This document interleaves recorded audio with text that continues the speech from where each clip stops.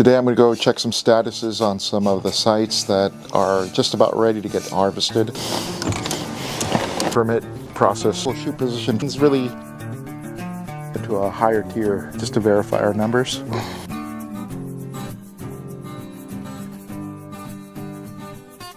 The winemaker sometimes will say that it's not quite ready, but sometimes do we really know if they're telling the truth? Sometimes they're just saying it's not ready because they don't have any tank space. So I'm going to go out there, get an analysis of this grape status and, take it to the lab and then just say, hey, here are my numbers. And then they're going to say, okay, well, I guess we're ready, then we'll have to make some tank space. Yeah, we'll just check a few sites and see what their status is. So yeah, we're going to be going over to this vineyard on Silverado Trail and check the status because some of the blocks are ready to pick. For this site, some of the blocks ripen a little unevenly, so we do sometimes up to 2 harvests per block. We'll pick the grapes that have all the yellow leaves on the vines close to the fruit zone, but there's other vines in that same block that the leaves are still rather green, and those will need to hold off a little bit, and we'll harvest those maybe in about another week, could be 2 weeks. It all depends. Those are issues that we come across from block to block. We kind of call it precision harvest. We take sometimes up to 4 samples per block as far as wine chemistry, just to see how precise we can be. Why are they picked at different times? Is it due to ripeness differences? Yeah, in the vineyard? yeah. So the vines within the same block might have a different chemistry, so we do different harvests. I mean, it really depends on the winemaker. Some winemakers are very strict and picky, and this winemaker for this particular block is really strict. Wants everything precise. If the analysis come back 26 sugar, he wants to make sure it is 26 sugar, not 24 or 23, which could be a problem. He wants to, you order your steak medium, you don't want to get your steak well done. So it's just kind of same purpose, because when they go to sell the wine, it's going to be a whole different characteristic, and there's going to be probably the clientele that's not going to like it if it's not a consistent wine. Then how many winemakers do you work with? It's around 60 winemakers. So we have 80 clients. So our clients range anywhere from half an acre to 24 acres is our biggest site. And essentially, some of our clients have their vineyards in their backyards, while others are more commercial vineyards. And so with every vineyard, some clients have multiple vineyards that sell to the same winemaker, while others it's a different winemaker. I might have a few clients that are within the same vicinity as each other, and those clients might have the same winemaker. So a lot of different personalities on these winemakers. Some of these winemakers want the fruit to be delivered to the winery by 7 a.m. so that when their cellar crew shows up at 7 a.m. they're ready to go. They set everything up, and then the fruit's already there, cold, because we picked at night. And in the old days, I think my first harvest was 1995, right out of high school. We didn't do any night harvesting. We did it during the day. There'd be times when we'd get done harvesting at 1 o'clock in the afternoon, 2 o'clock, 3 o'clock, 4 o'clock, and then the fruit, by the time it got to the winery, it'd be already hot. Just picture yourself taking some salmon home. You want to get it in the fridge as soon as possible. So it's kind of the same principle with wine, with grapes. You want to get it processed as soon as possible while the fruit's still cold, so that you don't get a premature fermentation process going. If you let the fruit get hot, then there might be some juice that gets squeezed while it's sitting there. You want to get it processed as soon as possible. Now, I'd say the majority of our winemakers want the fruit to get delivered by 10 o'clock a.m. at the latest, just so that the fruit's still cold. But some, are really strict about getting the fruit to the winery about 7 o'clock. Sometimes we harvest multiple clients, multiple winemakers that we're having to provide the fruit for. And so what happens when all of them ask for the fruit to be delivered by 7 a.m.? Well, then in that case, what we do, we start harvesting at 10 o'clock at night, and then we might have some fruit, the fruit's cold, and we might just have it sitting around till 2 a.m. And sometimes some wineries open at 3 a.m., some open at 4, some open at 5. We'll get those grapes delivered to those wineries early, and then we'll just have the truck driver turn around and go load up the other load and take it to another winery. And sometimes we might have multiple truck drivers doing deliveries, and there might be a time where I might have to sub some trucking out so that all the wineries are satisfied with the delivery date or the delivery time, and just want to make your winemakers happy. And as long as you do that, things are good. So with this vineyard that we planted in 2018, we actually had a 2-month deadline to plant this vineyard. Essentially, the vineyard owner had another contractor lined up, but he just wasn't responding, and the vineyard owner had already purchased the vines, and so there was a deadline for those vines to get planted. Essentially, I gave him a bid, he accepted it, but he put a clause that I had to have this vineyard planted within 2 months. If I did not plant it within 2 months, he would take out $500 for every single day I went over the deadline. And so, okay, well, if you want to do that, how about I can play this game? So I asked him, that's fine with that clause, but how about if I do plant it within the 2 months, I get a $50,000 bonus? And he goes, well, I can't do 50, but how about 20? I go, that's great. So I accepted, and I came within the deadline, and everything else, just fell into play. And we came in, I think, within 3 days of the deadline. But when I first took on this project, I didn't think I would be able to meet the deadline. I thought I had never had a challenge like that in my life. I mean, for me to really take on something with that type of strict deadline with ramifications of $500 per day if I didn't fulfill the deadline. It was a good experience of really showing what my capabilities are. This is 18 acres, and that was a time when we were really, really busy. I had my whole crew doing the spring work, like tucking shoots, suckering, hedging. There was so much going on. What I ended up doing, I used some subcontractors to do my management work, meaning all the suckering, the shoot tucking. I ended up using my team, our internal team, to do all the vineyard development. And I did it kind of like in a domino type of sequence. So when we were done, while we were still doing layout, I had another crew right behind them installing the stakes. And then as that crew finished layout and the crew was still installing stakes, I had another crew go right behind them and start installing the posts, the end posts, and so forth. We just kept on going like that. We were doing 2 operations at the same time when typically we would only do 1 operation. But since we had that strict deadline, that's just the way we were able to make it happen. Was there anything specifically difficult about this site, or was it just the size? I would say this vineyard could have been done more quickly had we gone with the rows east to west, because they would have been fewer long rows. But the client, he got an agronomy report, and it just said to do it north to south, and that's so many rows. So picture a football field. If you were going to install a vineyard in the footprint of a football field, it would be more efficient and more economical to do it goalpost to goalpost, because you're probably going to have 10 rows that are very long. Now, if you were going to do it sideline to sideline, there would be many rows very short. So you're going to have more metal end posts, more material, more PVC pipe, and you're going to still have the same footprint, but you're going to have more material. You're still going to have the same amount of vines, but you're going to have more end posts. End post installation is probably the most expensive aspect of vineyard development. That's one thing that made it a little challenging. Picture this being a whole football field. It was more of a 18 very short rows, so it took a little longer than expected. As far as, if it was going fewer long rows, we would have been able to do it well before the deadline. But we didn't have any rocks in this vineyard, so it was really easy to install. The challenging part of a vineyard development would be installing a vineyard with a lot of rock in it, because there's always an unknown. But before we do any vineyard development, we always do soil analysis. We do dig several soil pits out in the vineyard, and we get an agronomist. It's usually Paul Anamosa or Nick Madden that go out there. They work together, and they come on out and take a soil sample from the first 12 inches, then from 13 to 24 inches, and then from 25 to 36 inches. And essentially, they're looking for all the soil nutrients. Do we need to add amendments?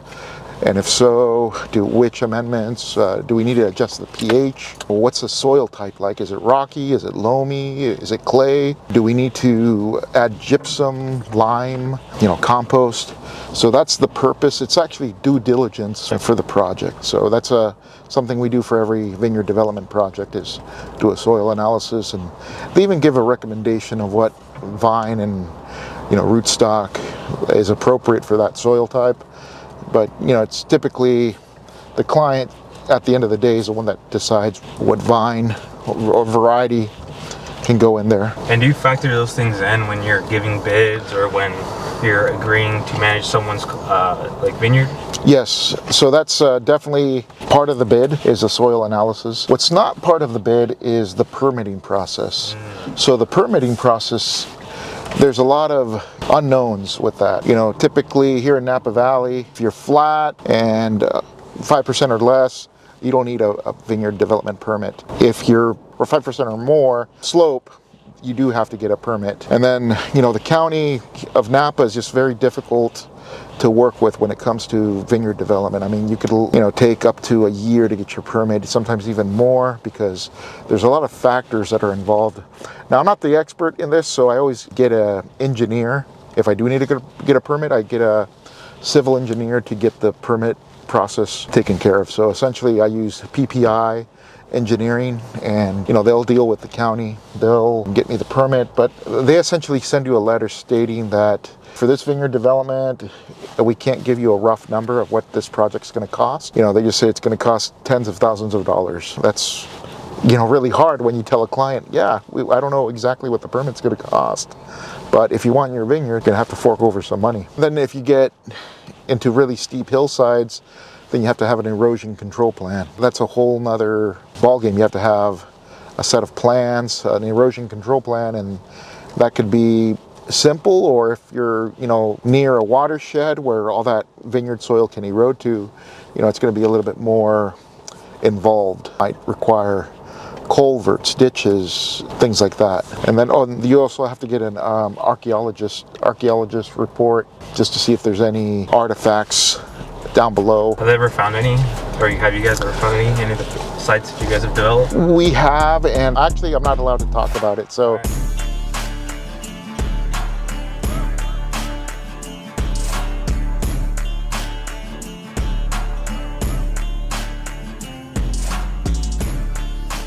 Right. Here we have this white tape. So this used to be a Cabernet vine, but then we inserted a bud here and a bud here. This is now Cabernet Franc.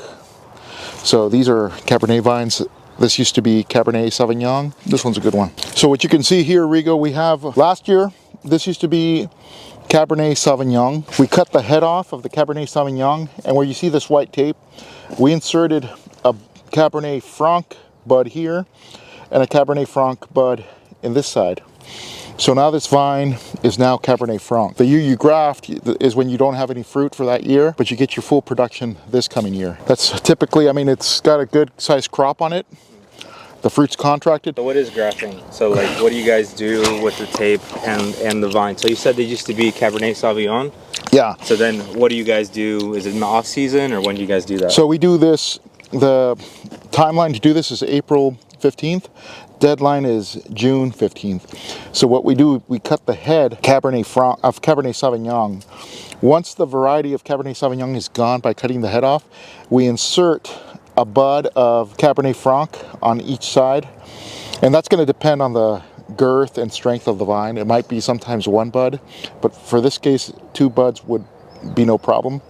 And then little by little, the bud would start sprouting into a shoot. And then, essentially like one of these shoots just growing and growing and growing. And in the winter, it turned into woody character like this. And then during pruning, we just cut it, to a cane. And then the canes shot off some shoots. And each shoot produces 2 clusters. We're at full production. You can see some fruit on the ground. The winemaker here is rather strict and he wanted us to do some thinning. On some of the clusters, we went 1 cluster per shoot, some we went 2. So these won't be used at all? No, It's on the ground? no, this is all garbage. So essentially, the way we dictate the fruit thinning pass, if all the shoots make it to 3 feet in length, we can leave 2 clusters per shoot. Anything above 19 inches to about 31 inches, we only leave 1 cluster per shoot.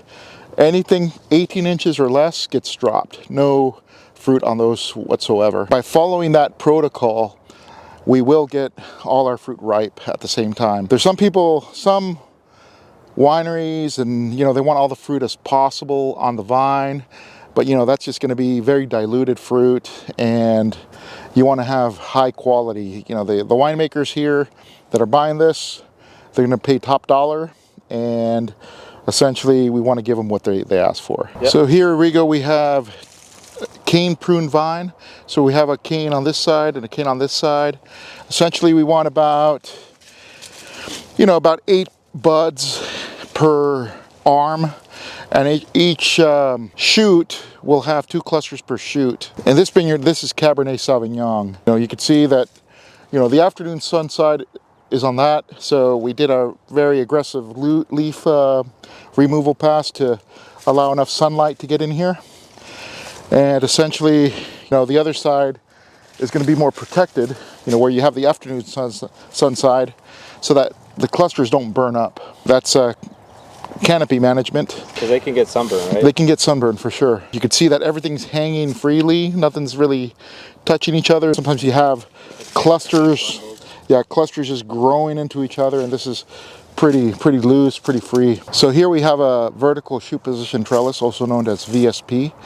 So essentially it's just your shoots are trained up the wire vertically, and you essentially have your shoots compressed into about that much. This trellis system is really desired for high density situations, like right here we have 6 foot in between rows. And I wouldn't use this in a wider space. You'd be losing a lot of real estate in that case. This would be more for high density vineyards, like 6 feet wide or less than 6 feet wide. It'd be appropriate for like meter by meter, 4 foot, 5 foot, 6 foot. Since you guys planted this, like, what the thought process was for like spacing or kind of all of that stuff? Yeah, essentially they wanted high density. So this is 1,815 vines per acre. So they wanted to get high yields. So this can yield up to about 7 tons per acre. And just because of the amount of vines they have in the whole vineyard, I can achieve that just by adding a cross arm and at some other vineyards, and sometimes even get the same amount of yield. So it's just a different type of preference for the winemaker and the owner in this vineyard. This is a 428 rootstock. So 428 rootstock gets a very lower vigorous rootstock because this soil is very rich. This is very appropriate for like fruit trees. Has some loam and some clay. So you really needed a low vigorous rootstock so that it would be balanced. If we had a high vigorous rootstock in this vineyard, we'd have a jungle out here. So you can see that it's not overly vigorous. It's just about right. We did have to do a hedging pass, but that really toned down the growth, and now it's stopped growing. It's not going to grow anymore. Now all the energy is concentrating on ripening the fruit. When do you think you'll pick? Probably pick this in about a week. I would say, the seeds are brown. Well, actually there's a little bit of green on that one, but you want to make sure that the seeds are completely all brown, and also the sweetness of the berries are so sweet you can't stand that sweetness in your mouth. That's really a good indicator too. And so it still has a ways to go. I think maybe 2 weeks. What percentage do you think we're at right now of harvest in the valley? I'd say about 50%. Okay, halfway. Yeah, 50%. I mean, I'd say all the Chardonnays and Pinots are just about harvested. Those typically go first. And then, we're actually still harvesting cabs right now. On the hillsides where they ripen a little early. Still have a lot of cabs that are still have a ways to go. Cab Francs still have a ways to go, especially in the cooler regions like Coombsville, Oak Knoll, Atlas Peak. There's a few that take time to ripen, But like Rutherford, we're going to pick one of those vineyards this week. And St. Helena's, that's being harvested this week. And Calistoga we got done last week. We haven't picked any Cabernet in Oak Knoll yet. That's the coolest, one of the coolest Cabernet areas that we farm. Yountville's a little bit on the cooler side, but I would say Oak Knoll is probably going to be another 2 weeks, and as well as those others that I mentioned. I think we're going to be, as far as timing for harvest, I think probably by October 15th, we should be done with everything. Is on our sites is what I'm hoping. I mean, this week it's going to be rather hot, so I think that's going to elevate the sugars for a lot of sites. There's still some sites in some cooler areas like Coombsville that always kind of drag on to the end, and I think that might be the third week of October. And you said you saw the vines were like starting to dry up. Well, they're just starting to kind of look a little stressed. Kind of like tomato vines. That's tomato plants. That's kind of what you want your grapevines to look like, kind of like tomato plants, because those are going to be what will give the fruit the best quality. You don't want your vines to look like a lawn stout, so that the fruit is concentrated. It's just looking like the last couple days, that's where the vines got to. They weren't really lush green. They were really lush green a few days ago, but now I think the sun just it turned to kind of stress looking like more paley color, yellow on the basals by the clusters. And does the change happen that fast? Because I know it was like 95 yesterday, it's supposed to be 95 today. Well, I wouldn't say it happens that fast, but I mean, I think there's a lot of these vineyards that are dry farmed, meaning the only water they get is from Mother Nature. I mean, those might have happened quicker. I think the vines that did get some irrigation probably happened a little bit later. And every site is so site specific. I think in Calistoga being the hottest climate, one of the hottest climates in Napa Valley, that's probably looking more stressed.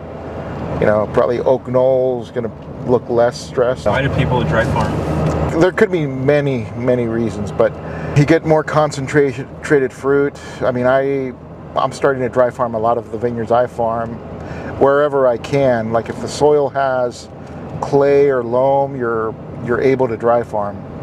And that would go with having at least 30 inches of rain per year. You could easily dry farm with that. But if you have less than that, sometimes it's a little challenging to dry farm. Like if we get, there was that drought year, we got 10 inches of rain. That was a really hard year to dry farm. And so got a really light crop that year. This year we had over 30 inches of rain. I believe the year before we got over 30 inches of rain. So these are exceptional years to dry farm. And there's other situations where the well water has boron in the toxicity, and you can't use that water to irrigate grapevines. Grapevines are only allowed or can tolerate if there's 1 part per million of boron in the water. So if you have more than that, what'll tend to happen is, you might get some salt burn on the leaves, but the side effect will really be very low yield, or eventually, if you have so much contamination of the boron in the soil, you'll eventually just won't get any fruit, for that matter. There's some vineyards that I farm over in Sonoma, and the wells have a contamination level of boron. So what I do with those vineyards, I irrigate about anywhere from 2 to 4 times per year. And how I do that, after I plant the vines, I dig a hole right under the vine, right under the emitter, and then I turn on the irrigation, give those vines about 5 gallons. And then once that water has seeped through the soil, I cover it with dry topsoil, and then that dry topsoil maintains that subsoil moist.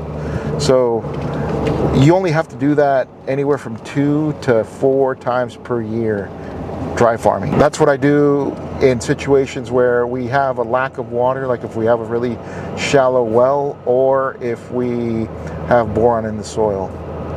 So that's really the reasoning behind dry farming, but it's also higher quality fruit, more concentrated fruit.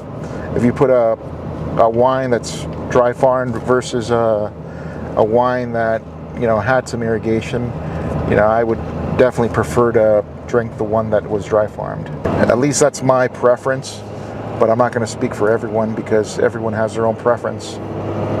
All right, Mike, so why are these vines so much taller than what we've been with today? These are what, like 4 feet tall or something?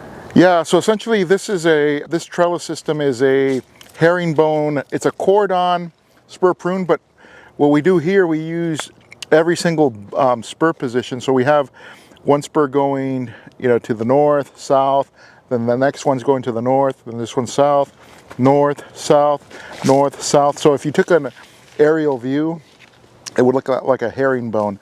This is just a good position so that it just hangs freely. We have a 18-inch cross arm here, and we have a 36-inch cross arm here. So that allows rather than the shoots growing up vertically, they're going at a 45-degree angle. So that'll just allow the clusters just to hang freely, and that won't have, like in the VSP where we filmed earlier, you have cluster on top of cluster sometimes.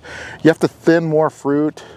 Sometimes you have to thin fruit that doesn't necessarily have to be thinned, but since it's touching each other and congested, it has to be thinned.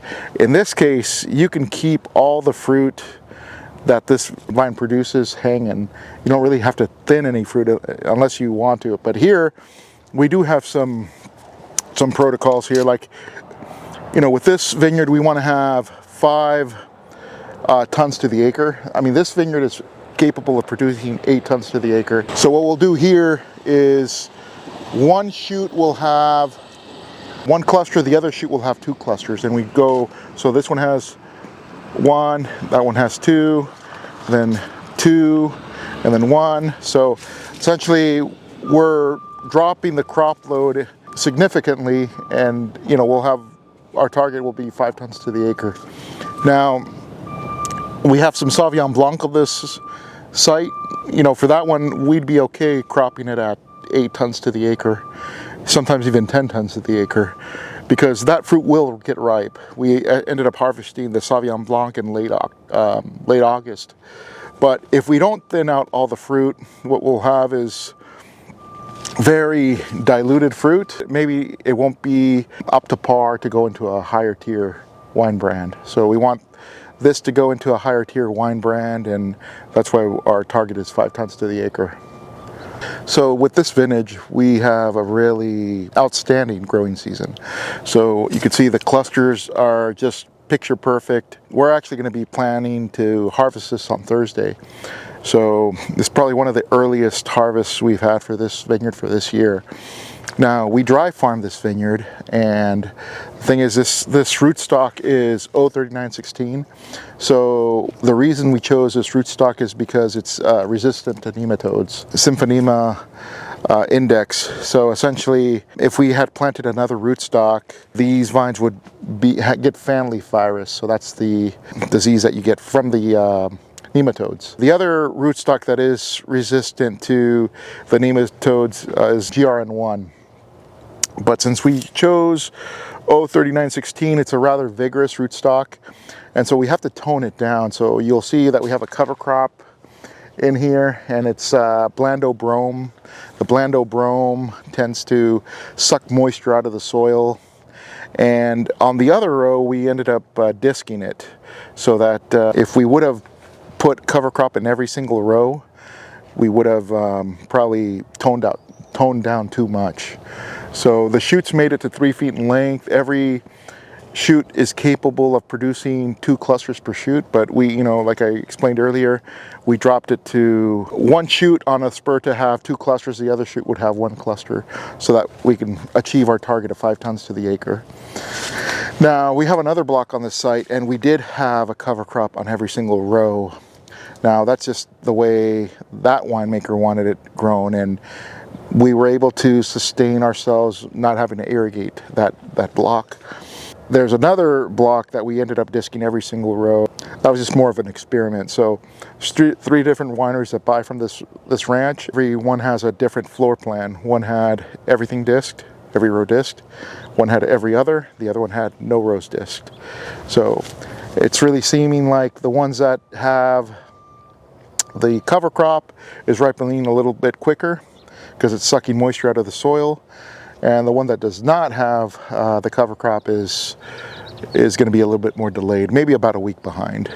All in all, this is going to be a good year. We didn't have any climate issues as far as major heat spikes, and even if we did have heat spikes, this canopy with the cross arms, it acts as an umbrella to keep the grapes from shriveling. You'd see like on a vertical shoot position trellis, you'd have this shade cloth, and we don't need to use that with this vineyard because it just doesn't apply here. But you do need it if it was if you did have vertical shoot position trellis. What are you eating? Malbec. This is really going to be used for a blend. It's just, I think it's just right about there.